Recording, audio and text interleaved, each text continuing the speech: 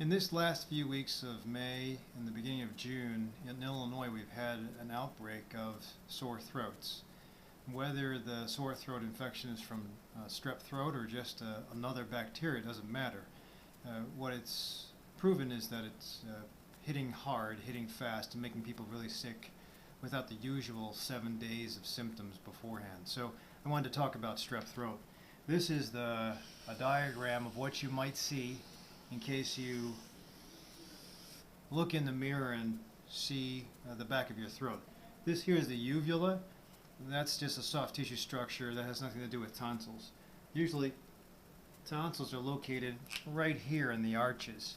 They're usually kind of small, and they're the factories of where you find white blood cells. White blood cells are produced in lymph nodes, tonsils, and the spleen.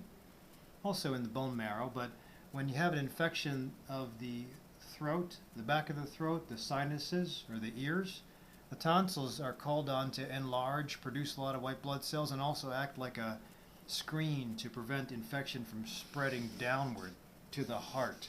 So to prevent the infection from spreading, tonsils get huge. You'll even see little crypts and white spots.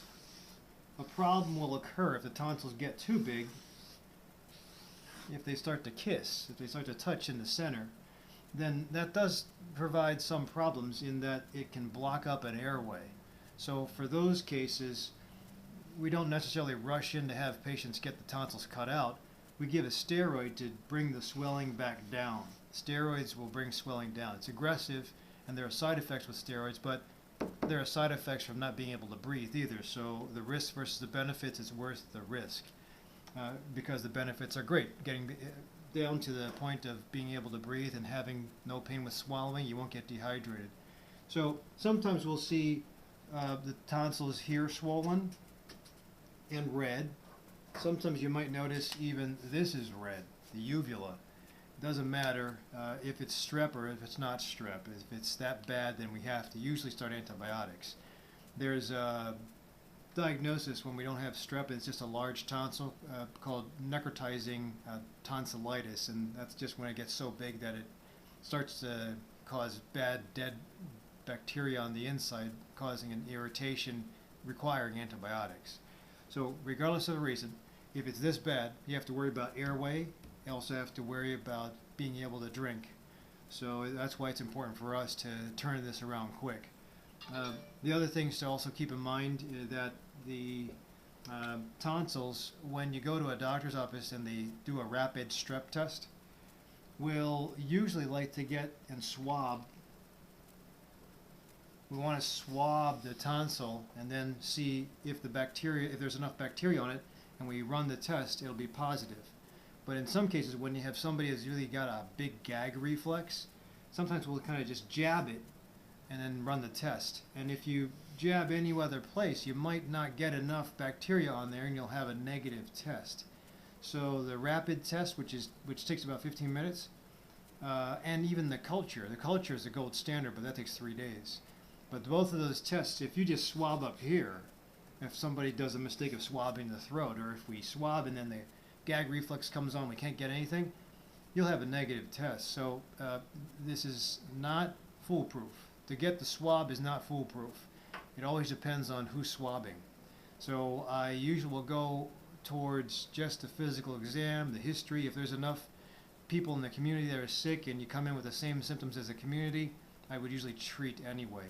If you look at my blog for DrRic Cold and Flu Herbal Go Bag, that'll give a couple of herbal things to try, but in the case where it's blocking up airway and not allowing proper hydration and food, got to step on it. And in addition to the herbal go bag, I go with antibiotics and again steroids if we have to. Pain control also to make things easy and get good sleep.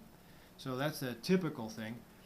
What sometimes happens too is it might not be an infection if you just have no swelling. It could also be from the discharge of the nose dripping down. It can drip down this way and also cause irritation to the back of the nose, so the back of the throat. So the nose has to be taken into account. This can also cause dripping and coughing or a hoarse voice. So even if there isn't an infection here, there still might be a cause for a sore throat in the nose. So whenever I see anybody with on the fence diagnosis as far as whether there's an infection. And if I see discharge in the nose, I usually treat the discharge in the nose, whether it's neti pot or a nasal spray like Atrovent or a nasal steroid, doesn't matter, but even nasal crom is good. But if we don't turn this off and we do all this stuff, but somebody still has pain and they didn't turn this off, another doctor is going to wind up saying, well, the doc treated you with antibiotics, you still have pain, let's go with another round of antibiotics, when actually it's the nose. So important to turn this off too. So hopefully this helps with regards to taking care of a sore throat.